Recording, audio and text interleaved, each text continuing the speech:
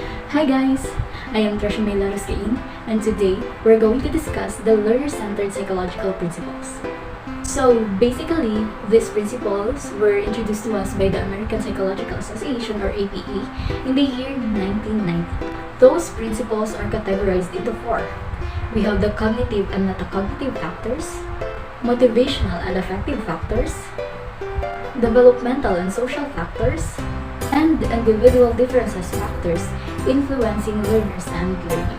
So let's start with the cognitive and metacognitive factors.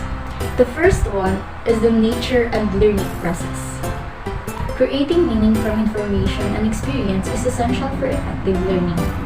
The term here is constructing or creating meaning.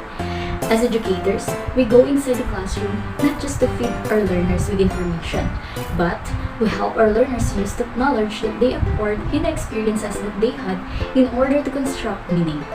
They will become creators of knowledge, creators of meaning with the guidance or integration of effective strategies. Successful learners are active, goal-oriented, and self-regulation. Active when they take part in the teaching and learning process. So during discussion, they listen attentively, they take down notes, and next is goal-oriented. So they set goals for themselves. They go into the classroom because they have a certain goals to meet. Self-regulation. They have the ability to monitor their progress, assess their learning strategies, to determine whether it is effective or not. Number 2. Goals of the learning process. Learners can create a meaningful, coherent representation of knowledge. So it's kind of related to the first one. So as educators, we need to help our learners set their own learning goals. We must help our students link their short-term goals to their long-term goal and make them realize that these short-term goals will lead to the attainment of their long-term goals. So we will help them with instructions and guidance that focuses on learners' improvement. Number 3. Construction of knowledge. Prior knowledge plus new knowledge. Students build links between new information and existing knowledge. Learners learn a lot of things. Learners learn from different disciplines such as science, math, English, social studies, etc. They also learn from other people, environment, and a lot of other sources of knowledge. As educators, we have to help them connect the new learning that they have to the previous lessons that they have so that they can construct meaningful learning. We can use concept maps, graphic organizers, and Venn diagrams to represent the knowledge that they have acquired and link that to the previous lessons that they have had. Number 4. Strategic thinking, the ability using thinking and reasoning strategies. There are instances where a teacher gives a complex task to their students, and some of them are really complaining. A successful learner wouldn't complain, but they would see that as an opportunity to learn because they have a strategic thinking. For example, if you were tasked in giving a speech presentation in front of a group of people, even though you are not into public speaking, you would still not complain. And if you are a successful learner, you will also think of a strategy and methods of how you are going to develop yourself. If you are not good at public speaking, you can probably start practicing with yourself by looking yourself in front of the mirror to improve your performance. Number 5. Thinking about thinking. Reflect on what you think and learn. Monitor your progress. In other words, it is called metacognition. Students have the ability to monitor their own learning and assess strategies to determine whether they are effective or not. And if it's not effective, they must think another way or strategy to be applied in order to boost their own learning. For example, recognize that they have trouble applying formulas in math. Think about the math problems they have solved before and the strategies they used. Apply these strategies, assessing whether they are working or not. Number 6. Context of learning. Environmental factors such as culture, technology, and instructional practices all have an impact on learning. As a teacher, you must be sensitive to your students and accept them regardless of the cultural backgrounds they have. Thus, you have to maintain the quality of learning inside and outside the classroom. your quality of teaching really matters.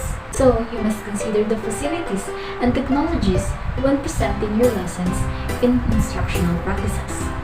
You have to plan and organize your classroom to promote reading and writing. Identify and use texts that are accessible and motivating for all students. Plan multiple grouping options to maximize students' learning and social interactions. The second category is the motivational and affective factors. Number 7. Motivational and emotional influences on learning. The emotional state and motivation of the learner will dominate their own learning.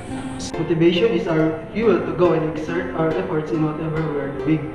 So it is important as a teacher that we sustain motivation for every student so that they will keep exerting themselves in doing their best during the teaching and learning process. It is to provide a positive emotion. It will enhance their motivation and influence their beliefs and interests. But if you provide a negative emotion, it will detract from their motivation. That is why it is significant to provide interactive and new activities to the students so that their interest will be sustained. Give personal attention to students. Give verbal praise for successful progress or accomplishments. Provide motivating feedback or praise immediately following class performance. Number 8. Intrinsic motivation to learn. A sense of competence that can bring wonderful self-motivation. Your lesson must be connected to their personalities, interests, and provide for their personal choice and control.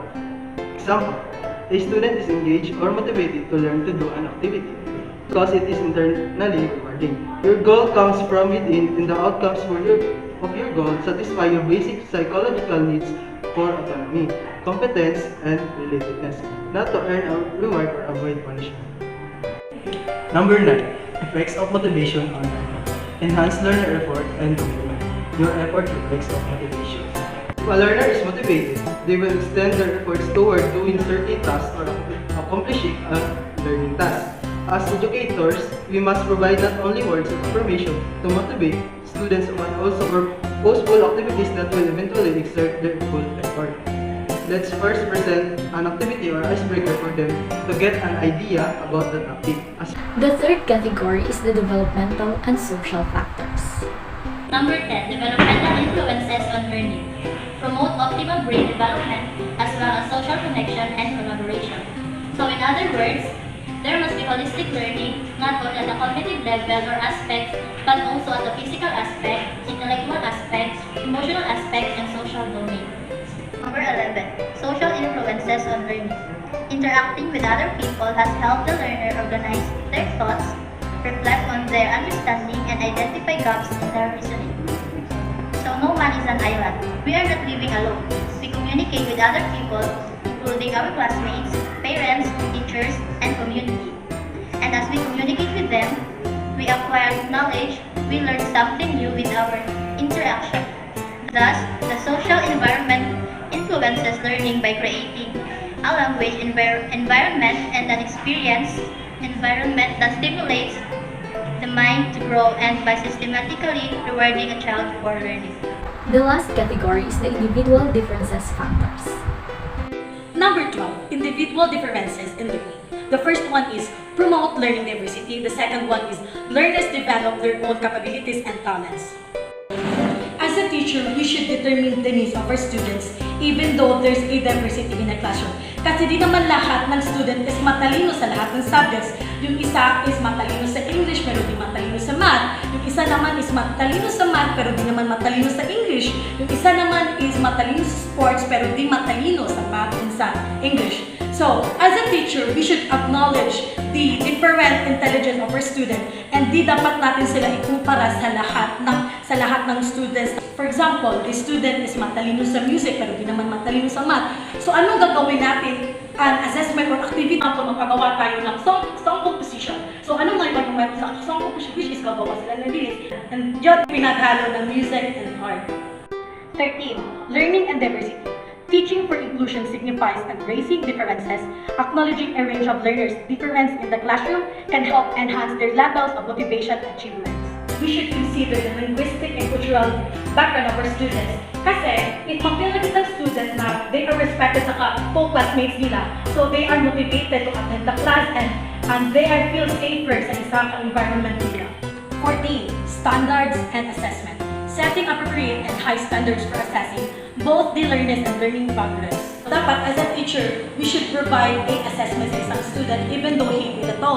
So dapat di tayo magbigay ng mga basic assessment. Kasi pag magbigay tayo ng mga assessment learning is hindi matututo yung mga students natin. Pag gawa tayo ng assessment, we should step forward. Even though mahirap yon, at least na-challenge sila para mas mag-aral pa talaga sila ng mabuti.